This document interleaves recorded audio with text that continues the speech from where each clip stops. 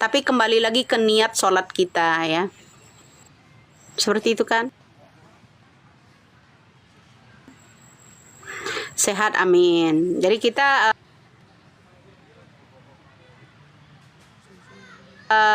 yang saya tolak-tolak itu karena nge-lag bro ya. Besok insya Allah saya bersama Evander ya. Saya lagi janjian sama Evander dulu ya untuk membalas orang-orang yang itu ya. Jadi seperti itu bro ya. Nah, ada lagi orang yang komen di konten-konten saya, ada yang di YouTube, ada yang di sini. Bubarkan saja polisi, ambil alih sama TNI. Tidak bisa. Kan seperti ini bro, boleh-boleh saja bergabung mengatasinya. Kalau polisi dibubarkan, nggak bisa. Ya. Emang kamu punya anak laki-laki nggak ada, kalau dia punya cita-cita polisi bagaimana? Siapa yang akan menerima? Atau ada maling di situ, siapa yang akan nangkap? Suruh TNI dulu. TNI bukan wewenangnya gitu kan. Ya, tapi kalau kolaborasi antara TNI dan Polri bisa sepertinya. Ya kan seperti itu. Jadi jangan menyudutkan pula. Bubarkan saja polisi, kami tidak butuh polisi. Jangan goblok, jangan terbawa arus. Ya. Nggak bisa Indonesia tanpa polisi. Ya. Seperti itu, bro. Ya, kalau kolaborasi dengan TNI bisa kayaknya. Ya, seperti itu. Ya, enggak. Ya. Ya, sekarang ini kan gratis, ya kan pendaftaran ikutan seleksi di kepolisian maupun TNI kayaknya kan. Tapi banyak di luar daerah itu saya dengar-dengar masih ada yang bayar. Nih semoga ini Panglima nih dengar ya Bapak. Jadi di luar daerah itu masih banyak yang bayar Pak. Terutama daerah-daerah ini masih banyak yang bayar. Mau masuk TNI anak-anaknya dipungut kurang lebih 50 juta. Itu Pak. Jadi mudah-mudahan itu terbongkar ya dengan caranya sendiri nanti ya. Ya. Kembali lagi kita mengenai tema masalah 7 terpidana ya. Jadi mudah-mudahan yang 7 terpidana ini cepat dilepaskan. Ya, menurut saya gini, Bro. Penyidik dari Kapolda Jawa Barat seandainya jujur, Indonesia pasti bisa memaafkan. Betul nggak? Betul nggak? Asalkan yang 7 itu ya keluarkan tanpa bersyarat. Lalu apa? Bisa nego kan? Kalau memang itu jual beli, ya kan bisa nego kan? Kalau memang ketujuh terpidana itu dijual belikan, bisa negosiasi nggak kira-kira Pak Jabar, ya, untuk 7 nyawa yang ada di jeruji itu, kira-kira bisa negosiasi nggak? Seandainya kalau analisa saya begini ya Pak Jabar ya, Pak Polisi ya, Polda Jabar terutama khususnya yang terhormat, kalau memang 7 terpidana itu minta dinegosiasi dengan yang bersangkutan, orang yang salah tangkap atau orang yang menciptakan yang namanya tersangka serta menciptakan bukti-bukti, Indonesia bisa memaafkan. Tidak perlu menuntut itu ini, saya rasa. Asalkan keterangan tidak bersalah, ketujuh yang namanya terpidana itu dibebaskan tanpa bersyarat. Beri keterangan, beri kami maaf gitu. Bisa kok menerima Indonesia. Saya rasa sama perasaan dengan saya. Bisa menerima Pak. Tapi kalau semua bukti sudah dihilangkan, udah 7 terpidana kalian pendamkan, ya orang lain mau nemuinya susah, ya segala macam dipersulit, apa jadinya? Indonesia akan marah. Ya bukan saya provokator, bukan. Indonesia akan marah. Ya kan? Indonesia akan marah. Nah seperti itu. Kalau memang dinegosiasi bisa jalan pintas misalnya, yuk Ibtu Rudiana nggak mau dibawa seret-seret, keluarkan. Kami butuh keterangan dari yang 7. Ya kan? Kita butuh keterangan dari yang 7. Apa jawabannya? Seperti itu. Indonesia bisa memaafkan kok Pak, gitu. Ya hadapi deh dengan gentle, jangan berlari. Hadapi dengan gentle. Gitu aja. Lihatlah Sambo, gentle dia. Gentle nggak Sambo? Menghadapi itu, gentle dia. Ya kan? Dia hadapi persidangan itu, selagi pun dia yang namanya dia itu jenderal itu, ya kan? Jadi dia hadapi. Begitu juga dengan Ibtu Rudiana. Apa salahnya Pak Ibtu Rudiana? Yang namanya jangan pandang bulu teman atau masih sepupuhnya seorang pejabat tinggi atau pamannya atau mertua gitu, Pak Rudiana ya, pejabat tinggi ya, berpengaruh di seluruh negara ini misalnya ya. Apa salahnya Pak Rudiana itu jujur? Mungkin Indonesia bisa maafin. Lihatlah, berkacalah dengan Sambo. Sambo jujur, ya kan? Sambo jujur orangnya. Ya tak? Itu salah satu orang gentle. Ya kan? Salah satu orang gentle. Ngopi dulu Widya. Oh, dari tadi masih dia kopi, bro. Ya. Jangan lupa Anda ngopi di situ ya sambil nonton. Bagi orang yang berseberangan sama saya, kopi dingin pun menjadi panas di hatinya. Seruput dulu kopinya. Ah, mantap wasurantap, bro ya. Sambo jujur karena anak buahnya. Ya kan toh? Terbebas dari hukuman mati kalau jujur. Ya. Jangan juga menjudge orang yang bagaimana-bagaimananya. Ya enggak? Sambo kan orangnya jujur. Jadi dibukalah secara umum yang namanya persidangan. Mau nggak mau walaupun disudutkan, yang penting derajatnya suatu saat akan terangkat kembali. Daripada begini, udah derajatnya tinggi-tinggi,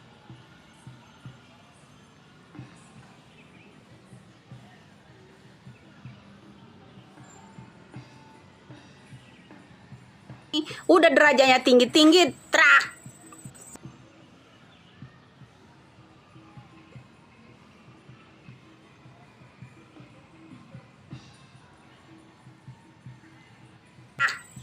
Nyungsep nungging sujud di situ nanti.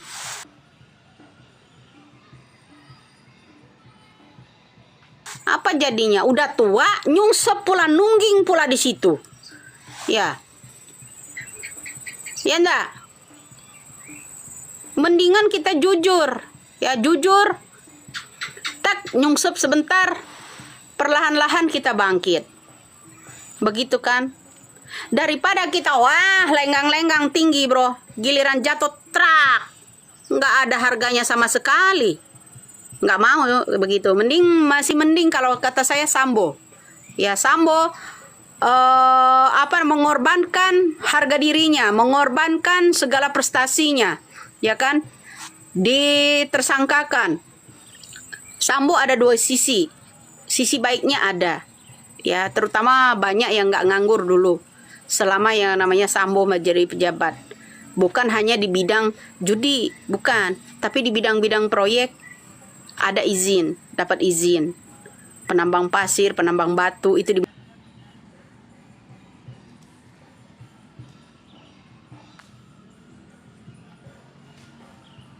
dimudahkan. Ya, jadi seperti itu, bro. Bukan saya nggak tahu dia, karena dia jujur. Nggak apa-apa, jatuh sementara dia sebagai polisi, sebagai jenderal, ya kan? Tapi ujungnya suatu saat Allah akan membalasnya, naik derajatnya. Bisa jadi. Karena di balik itu ada hikmahnya. Ya kan? Begitu kan? Masih bisa cemerlang ke depan. Contoh, Bapak Susno Duaji. Orang jujur itu banyak musuhnya. Musuhnya yang mana? Kalang kabut, nggak berani tampil di mana-mana. Musuhnya itu jenderal-jenderal musuhnya dulu. Ya tak? Beliau tampil biasa aja, slow. Tetap menjaga marwah kepolisian. Selalu mengangkat yang namanya marwah polisi. Kepolisian karena beliau abdi negara melalui polisi. Pangkat beliau adalah jenderal. Ya kan? Walaupun dia dijatuhkan, bukan jatuh, dijatuhkan oleh seseorang, namanya tetap cemerlang. Ya. Seperti itu kan? Bro, ini saya acak nanti nomornya. Aduh, tolong screenshot, bro. Nanti ke DM ke saya yang ada yang komen mabok oli itu. Ya, user apa itu namanya? Ini ya udah saya screenshot. Jadi saya harus tahu dia. Nomor ini Pak, dia daftarnya pakai nomor telepon, bisa ditelepon ya, bro. Ya. Dia bisa ditelepon. Giginya gemoy ya, makanya itu Widya ya punya ciri khas sendiri ya, walaupun giginya gemoy. Artinya kenapa orang punya taring gemoy ini ya nggak pernah nyenggol orang duluan. Kalau disenggol kena gulung habis. Itu orangnya. Tapi tidak munafik ya. Rasman gimana itu? Celengan bagong. Celengan bagong kok ditanya. Aduh. Ya betul-betul. Rudiana harus ditangkap. Ya betul. Loh, minta ini begini loh. Ya ngejawab ke Hotman Paris begini. Mau bertemu. Asalkan ada syarat. Syaratnya apa? Lah itu Peggy Setiawan Kuli Bangunan harus ditetapkan jadi tersangka dulu. Enak banget. Coba deh anaknya atau bininya dijadikan tersangka dulu. Baru keluar sampean. Ya enggak? Kita ambil alih. Ya. Yang namanya itu celengan bagong nyosor-nyosor juga, bro. Nafsunya gede juga ya. Atel-atelan. Ngacengan rupanya. Emang masih ada barangnya? Anjir.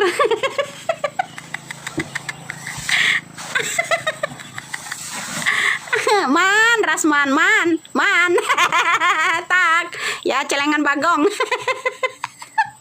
Emang masih begini ya, perasaan kegendutan itu kejepit deh, nggak bisa berdiri dah ya. Bro, karena saya ini seorang di bidang kesehatan juga dulunya juga dengan ibu-ibu BNN juga ya kan, jadi paham ya, alat-alat itu digunakan itu untuk itu juga tahu ya semuanya. Jadi begitu, bro. Nggak usah heran kalau ceplos-ceplos saya itu menarik gitu ya. Lah iyalah. Biasanya fisik orang gendut banget udah kayak celengan bagong begitu. Itunya kejepit ya. Biji salangnya bisa ke belakang.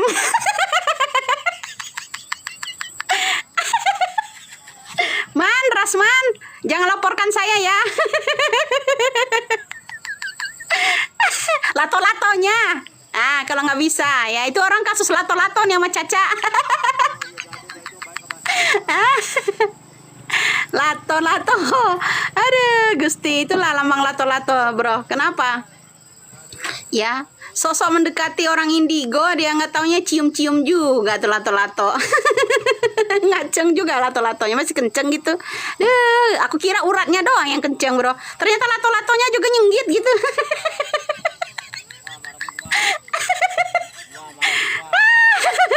Ya, ntar keselak gua minum.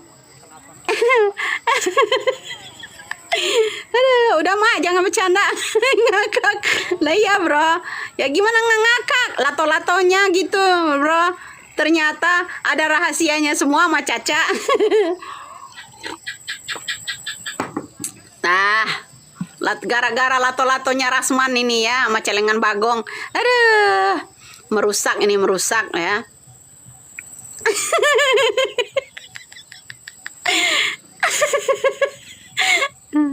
Bakso bulat bukan lato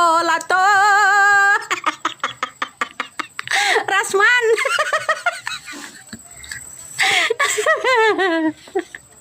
Bila ku tatap ada bijinya, lembek-lembek rasanya.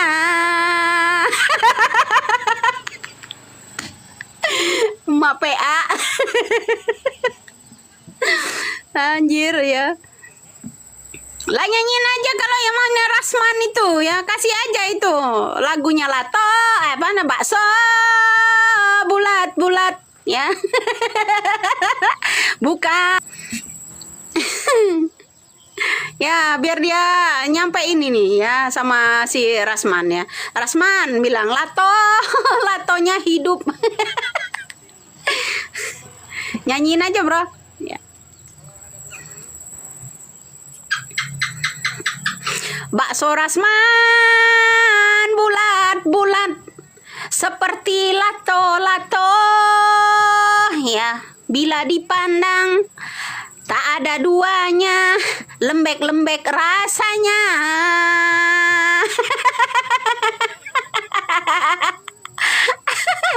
Demi lato-lato Rasman transfer 12,5 juta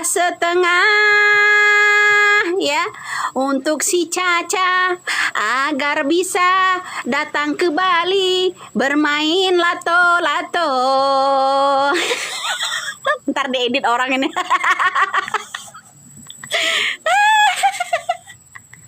Ya, ntar diedit orang nih, dinyanyiin ke Rasman itu ya. Jujur aja, nanti pasti ada yang nongol. Aduh, ciluk bah ya. Tenanan bro, ya nggak nyangka gua. Nggak nyangka bro, jangankan sampai sakit perut, gua aja sampai pantat sakitnya ketawa. Nah, bakso aci, aduh, lembek-lembek rasanya, deh, ada. Ya kalau saya, gimana nggak happy bro? Ya lihat orang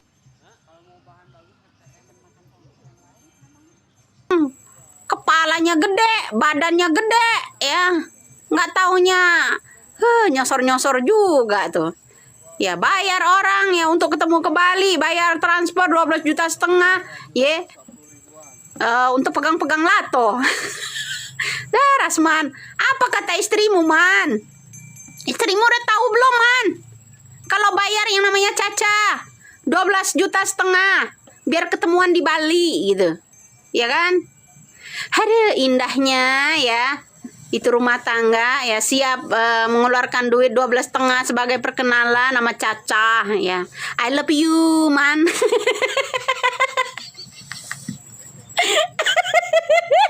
yang nggak tahan itu I love you. I love you sayang gitu. Man kebuka rahasianya man. Rasman botak ya, demi lato-lato kau ya. Aduh. Demi lato-lato gitu bro. Duh, najis.